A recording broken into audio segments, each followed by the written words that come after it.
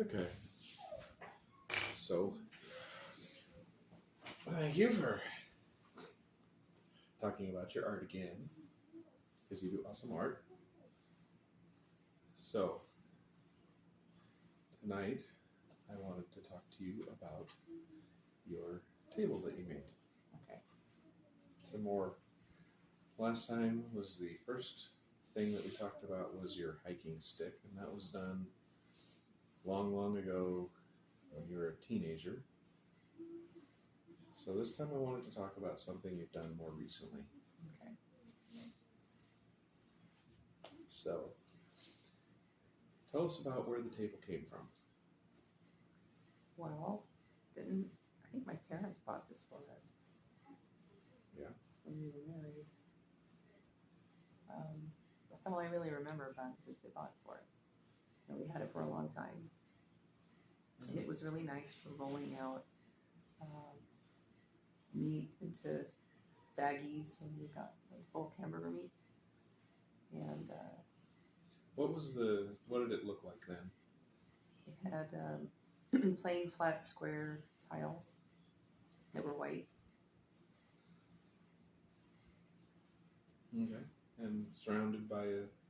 And it had grout in between, just kind of clear plasticky grout, or white, I guess white grout.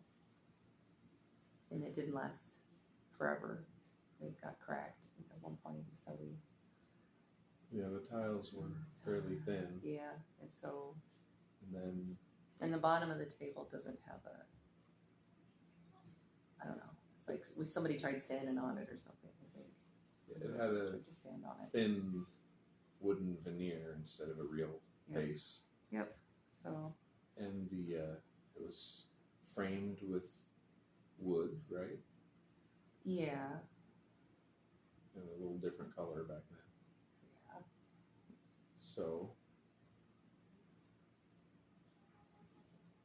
So how long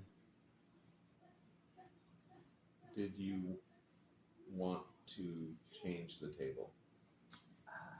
Once it was cracked, I kind of wanted to pull them out and do something with it, but I didn't know what to do with it, so I didn't do anything with it for a long time. And it was cracked like, Sarah was a baby, I think. 10 years? Yeah, we had it for a long time. So... We moved from the little 4-person table to a 6-person one. Which my parents also bought for us. You have very generous parents, and I'm very grateful. So, yeah, we held on to this table.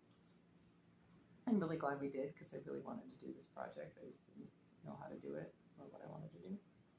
It was kind of the utility table for years. Just, hey, we need another flat surface. Yeah.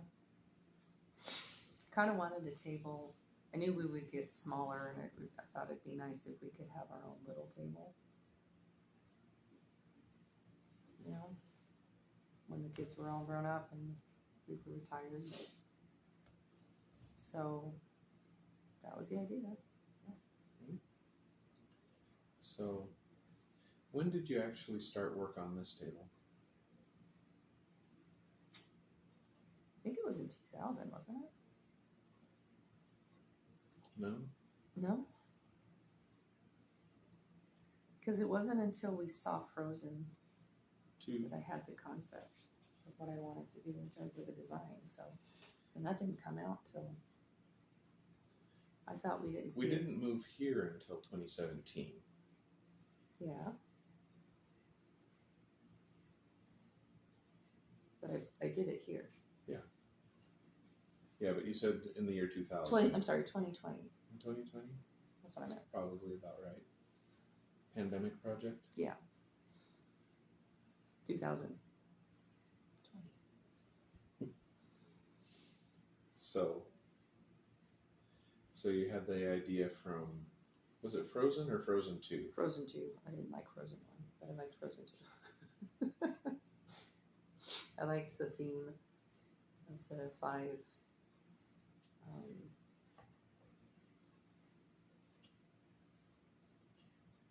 I forget what they called them. Elements. 5 elements, yeah. in the center was a snowflake, so I kind of sort of riffed off of that. Got some inspiration from that movie Yeah.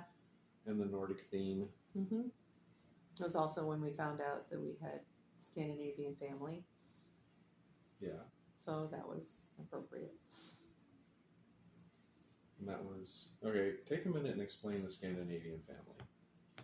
We just found out that my mother's father was, or I guess my mother's grandmother, on a side we didn't know we had, was an actual immigrant from from Sweden. From Sweden. Yeah. Now, Carlson is her last name. so I'm going to dig down a little bit here because hopefully one day we'll figure out how to put these up in a place where people can watch them. And I want to know your thoughts because so what happened, your mom took one of those DNA tests Mm-hmm. Yeah. and she found out she was more closely related to her cousins than her siblings, Yes. which started a world of questions that our local, well, not local, but from the past, our Yes, genealogy my friends. expert. Whose job it was. She worked professionally in finding people who had been adopted, finding their birth parents. So she actually did this for a living, and she was helping me to find Mom's Schwartz family using the DNA. And as she dug down into it, she realized that biologically she was more closely related to her cousin, and it was showing up on the ancestry chart as well, but it's like it didn't show up the way, like when we first looked, we didn't see it. But for whatever reason, by the time she was looking at it, it was showing up that way. And so she called me up. This is your friend who called you. Barbara called me up, and she was very concerned about how I was going to react, and told me that my grandpa was not my blood grandpa, but that was actually my uncle was my blood grandpa. My uncle, Your great uncle. my great uncle, yes. My mother's uncle was her actually her father. birth father. And we knew that because we had their DNA as well, the DNA of his children. His two sons, one of his sons took a DNA test, and so his info was in there, and they matched up as being more closely related as siblings. Yeah, full blood siblings because it was two sisters and the same father, right? Father. So The mothers were two sisters. She shared more DNA with them than she did with her brother and sister in her family. Right. She grew up with. Because it was her blood aunt and her biological father. Right. So I had to call Mom and tell her. How did you take it? Well, I called Uncle. I made the decision to tell my brother Tom and my brother Robert before I told her, so that they could, because they lived close by and I wanted somebody to be there when I told her. So they went over to her house and were there when I made the phone call. And that must have freaked her out, having them both show up and go, "Hey, we're just here for when Liz calls." I don't think it did, because they do that a lot. They just kind of randomly show up at her house, or they used to. So that wasn't. I don't remember if that was a big. It probably wasn't. But yeah, I think it was a little weird when I called and was like, "Hey, we need to tell you something," and so we told her, and she handled it fairly well. It wasn't easy at first, though. No. Took a week or two. Well, it still comes up every now and then, as you know. She Right. has a bit of an existential crisis, Yeah. and sometimes I do as well. I'm like, wait, what? So what we found out was her biological father was descended from Sweden. Mhm. From his mother was from Sweden. Right, and she moved out of Sweden, and she kept the name Carlson, and the family that stayed behind did not. because that's right about when the time, either shortly after or right about the time that they changed the rule, where it used to be that you would, if you were the son of Carl, you would be Carl's son, and then your son would be your name's Sven's son, or Ender's son. And so they changed that apparently, and not everybody did it though. So like some of our family is Carlson, and others of our family are a different name. And she would have been Karlsdotter, but that was the name she had when she came to America and did her immigration stuff. So she's full-blooded Swedish. So my grandfather, by birth, is half Swedish. So I'm quarter Swedish. I think so. Eighth Swedish? Yeah. Is that how the math goes? Yep. 8 Swedish. Probably more. Just because. Northern Europeans, they were moving around a lot. German, It's close Grandpa by. Schwartz, honestly, he left Norway when he immigrated. That's kind of a weird coincidence that he immigrated out of Norway. That's funny. I think a lot of the Swedes and Norwegians would go, "What do you mean it's coincidence? Entirely different countries." Well, saying he was from but he Mexico didn't and leave I out. was from. No. He didn't leave out of Hamburg or one Yeah. of the standard places. He was up in Norway, Yeah. and he was there for a period of time. Yeah. And we don't know what he was doing. The family story was that he was the gardener for the King of Norway, but I think it might have been mixed in translation because he might have been, but when he was in New York, he was a head gardener for a big estate, and that could have been a royal from Norway living in New York, that he was the head gardener for his estate or something. So we did find that. So it's like, well, maybe that's what they meant. Maybe he wasn't actually in Norway when But he did actual that. documentation on what was going on in Norway is non-existent. Not that we found. I don't speak Scandinavian languages, and so I haven't really been able And to do much. Norwegian is the oddball out of them all. Yeah, and so Or no, sorry, Finland is. Finland's the weird one. Yeah, Norway is still Germanic. So So now that led you into kind of a fascination with Sweden for a little bit,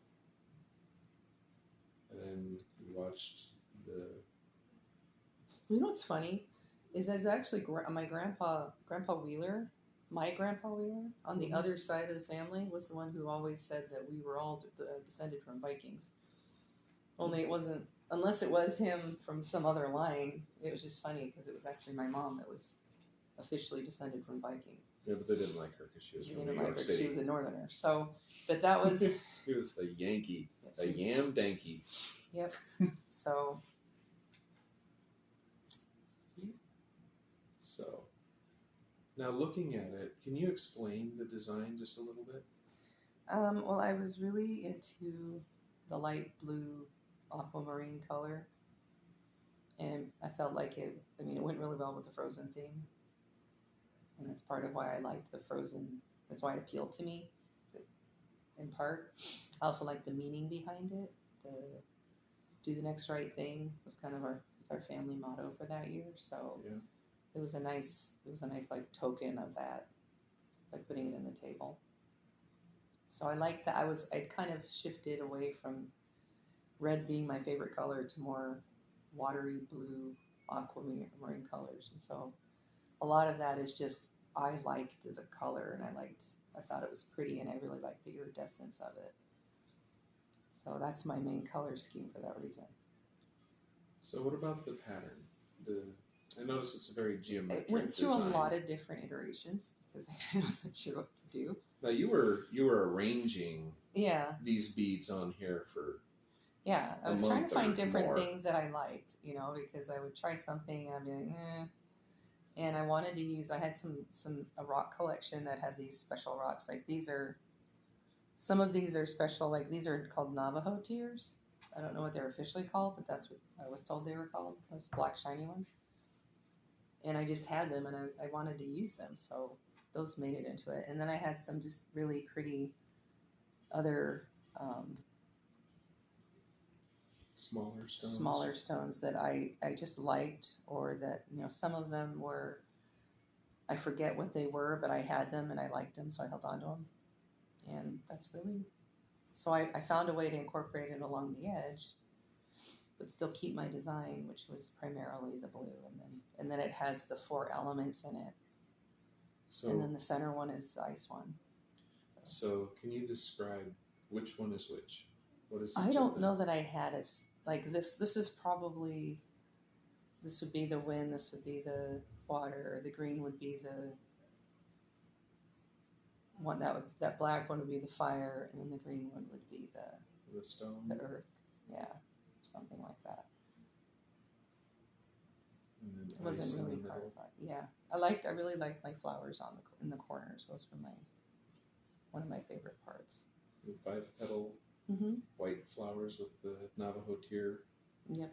Center. Yep. Now I've noticed as we've been sitting here talking about it, you keep touching the table. Yes, it is very tactile. And that's one of the things I wanted to keep about it. And when I first started putting stuff on, I put too much adhesive on it, and I didn't like it. I ended up pulling that back off. There was a glue adhesive over it just the top covered it, of and the it made it glass. really flat, and I hated it because it kind of dulled the shininess of it, and I didn't have that feeling anymore. And that's one of my favorite things I liked about the table, is I could rub my hand across it, and it was like all the bumps and stuff. Now I got to collaborate with you a little bit with the wood frame, because you tried several things that didn't quite work on that. Yeah. And then I really like the color that it pulls these gold beads out, because it made it very cohesive for me. We took some stain that I had on hand, to be honest, and we stained it a little bit darker, a little more brown in tone, and then covered that with the polyurethane to give it just a little bit more sheen on the wood frame. And I think and then we just washed the legs because they were filthy. It's almost like it had been 20 years of children swinging around them or something. Yeah. Yep. So, what do you feel like emotionally? What do you feel when you feel the table?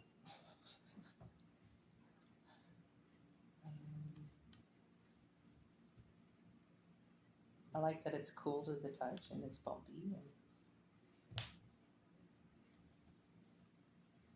I don't know, very ASMR. It's very soothing feeling for you. Yes. And you were talking about how the light catches on it. I noticed that you put, these beads have different sides. And, like the yellow beads, you have the round side up. And some of these, like the beads in the element flowers, I guess. I'm not sure. What would you call these?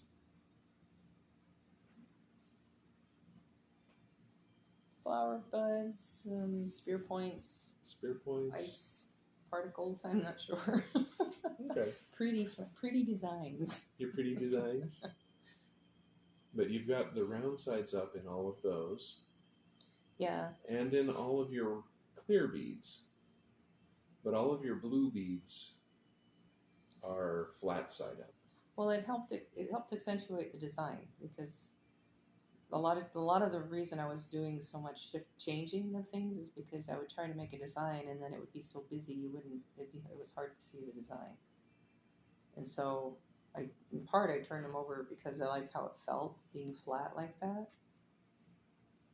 And then the other reason was because it made the designs that I made stand out more. So I really liked that. So how many How many beads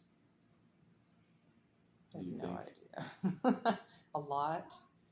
I took a few trips to the dollar store, and we had some that were this color, but I didn't have enough of this color, so I just kept going back to the dollar store.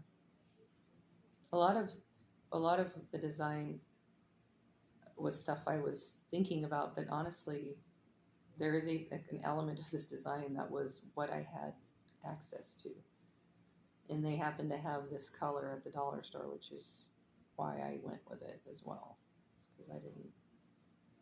I had some, if I'd had an infinite possibility of choosing different colors, it might never have been done. You would have had choice paralysis. Yeah, basically. And some of them I turned over. I don't know if you noticed, but not all of them are flat. See how those are turned over?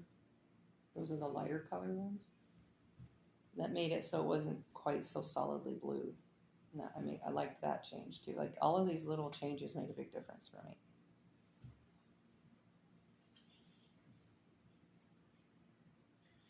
And what did you use for the bedding material? Well, there wasn't much under the table, like you said, and No, I just painted it. I mean the glue. Oh, the glue. What did I use? I think I used Gorilla Glue primarily. Just clear Gorilla Glue. Yeah, I got to get a big bottle and I'd squeeze it in, and then what I liked about it is it didn't take too long to dry, but it was long enough that I could kind of manipulate it. You know, You'd work with it. it wasn't like epoxy or something crazy like that you had to do something quickly. And for me, I changed my mind a lot, so I can't really work with a medium that's Some brown unforgiving. stuff on this one. Yeah, it needs to be plain. But yeah, I like the Gorilla Glue. Now you said the base you painted it. Mm-hmm. So Yeah, I painted it white, and you can kind of see where I probably should have painted it again, because the wood kind of bled through a little bit, and so you've got two strips down the middle that are slightly darker.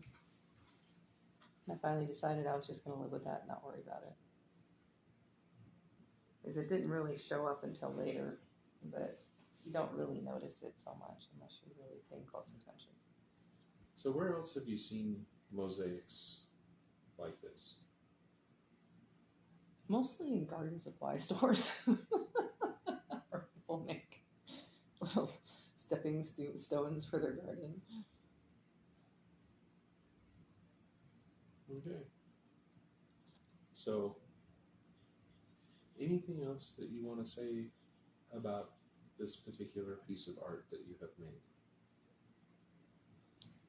No, I'm very glad I finished it. Took a long time to do it. It was in the living room for a very long time, in the dining room. And it was also in the living room for part of it. But I'm glad I actually finished it and followed through with it and didn't stop halfway through.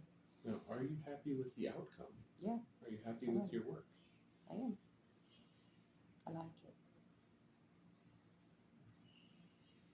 What would be the best thing about this piece? How shiny it is.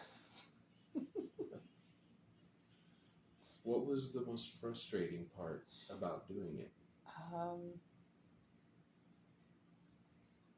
Figuring out what I wanted to do.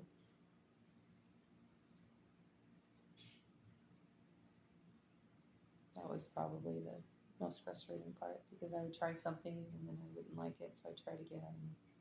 After a while, you begin to wonder if you're ever going to do it, because it's just a lot of work and there's a lot of pieces. What was your favorite part of the process?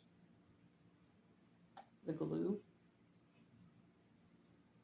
There's something very satisfying about just pouring all that glue in and like finding the holes and pouring the glue in the middle. Now, how did you contain the glue so it didn't just run over? Well, that was the other nice thing about Gorilla Glue is it's thicker. And I would put it in, and the thing is you don't have to fill it all the way to the top at first. You're just gluing it in place. And then you get it all the way up to the center. And then you get the next one all the way up to the center, and then the next one. And then, so now everything's glued in place, but then you have to go back in So were and you fill in the using cracks. were you using the white cross pieces as like containment? Yeah, So you were just working in a quarter at a time. yeah. Set the edge. I don't remember how, I didn't have like a method that I stuck with. I just kind of, but I only worked at a section at a time. But even then, it didn't have to be filled all the way to the top. You just everywhere where there was glue, you would put one down. And then if you were done for the day, you would stop and not put any more glue down. And it would stay where it was because it had already spread out as far as it was going to spread out.